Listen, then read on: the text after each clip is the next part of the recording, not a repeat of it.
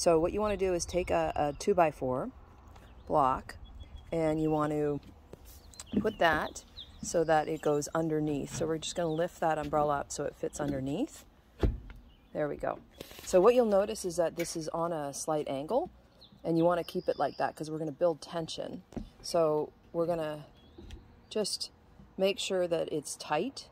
The umbrella is, you push down on the umbrella so that it's, so that it's hitting right down to the block. You're going to tighten the tension.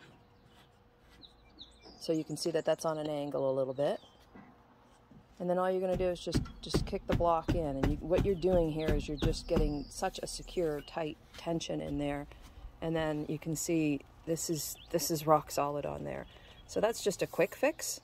But we do want to still go through each and every individual little issue on how to make sure your locking pin is tight, that you don't have gaps here, and you don't have gaps here. And we're actually going to show you on the thin plate too.